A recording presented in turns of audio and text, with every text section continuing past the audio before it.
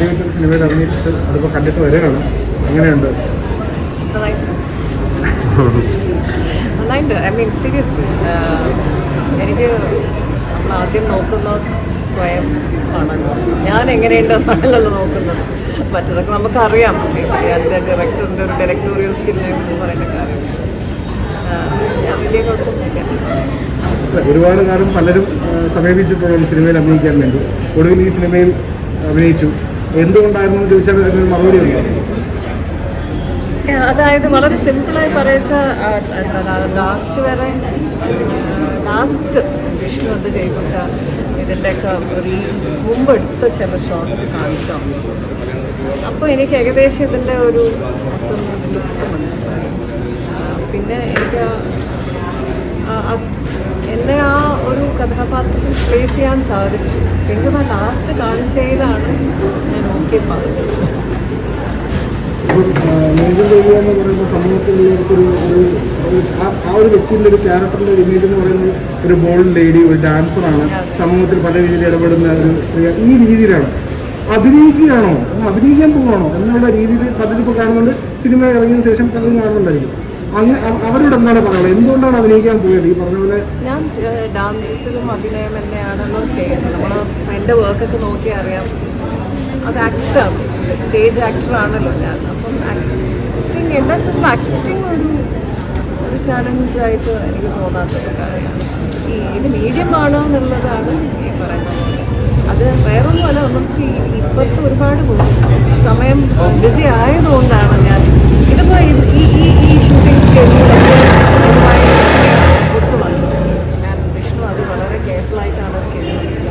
അതും കൂടെ പറയാമല്ലോ. അത് വിഷ്ണു ആ കാര്യത്തിൽ വളരെ കൈൻഡായിരുന്നു. ഇങ്ങനെ ഒരു ലേഡി ഇങ്ങനൊരു സിനിമ സെലക്ട് ചെയ്യുമ്പോഴത്തേക്ക് ആ സിനിമയ്ക്ക് എന്തെങ്കിലും പ്രത്യേകത കാണും, അല്ലാതെ ചുമ്മാ കയറി താഴെ വയ്ക്കില്ലെന്ന് ഉറപ്പാണ്. അപ്പം അല്ല, സിനിമയുടെ പ്രത്യേകതയുണ്ട്. ആ സിനിമയ്ക്ക് അതിൻ്റെതായിട്ടുള്ള പ്രത്യേകത ഒരു രസമുണ്ട് അത് കണ്ടിരിക്കാൻ. എനിക്ക് ആസ് എ ഓഡിയൻസ് എനിക്ക് തോന്നിയത് എനിക്ക് ഇഷ്ടമായി. ബാക്കി സിനിമയെ പറ്റി, ബാക്കി സിനിമ കണ്ട് അല്ലെങ്കിൽ ബാക്കിയുള്ള ആക്ടേഴ്സിനെ പറ്റി വളരെ എൻ്റെ സഹോദരനായിട്ട് അഭിനയിച്ചല്ലേ നല്ല അടിപൊളി. ബാക്കിയുള്ളവരൊക്കെ എനിക്ക് എല്ലാവരും നമുക്ക് ഫൈനൽ അതിൻ്റെ എൻഡിങ് കാണുമ്പോൾ ശരിക്കും അതൊരു മൊത്തത്തിൽ നമുക്ക് റിയലൈസ് പ്രേക്ഷകരോട് പ്രേക്ഷകർ തീർച്ചയായിട്ടും ഈ സിനിമ കാണും. ഇത് എടുത്തതിൻ്റെ രീതിയിൽ ആ ഒരു ഡയറക്ടോറിയൽ മൊത്തം എല്ലാം എൻ്റെ വിഷ്വൽസ് ആയാലും ആയാലും സ്റ്റോറി ലൈനായാലും ആക്ടേഴ്സ് ആയാലും എല്ലാവരും ഓണം കഴിഞ്ഞ സമയമാണ്. എന്നാലും അവസാനം പായസം വിളമ്പുന്ന പോലെയാണ്. ഇനി തുടർന്ന് സിനിമകളിൽ സാധ്യതയാകുന്നു പറ്റില്ല, ഇങ്ങനെ ഒന്നും പറയാൻ പറ്റില്ല.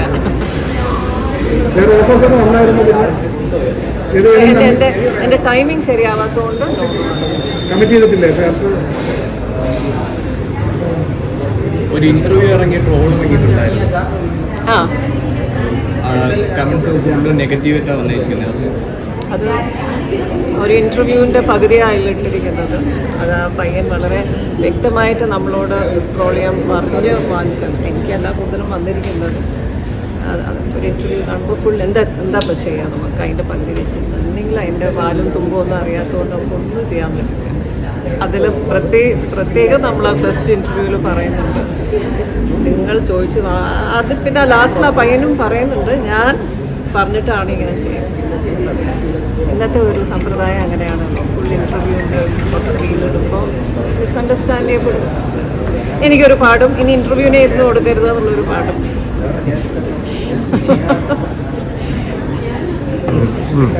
Okay.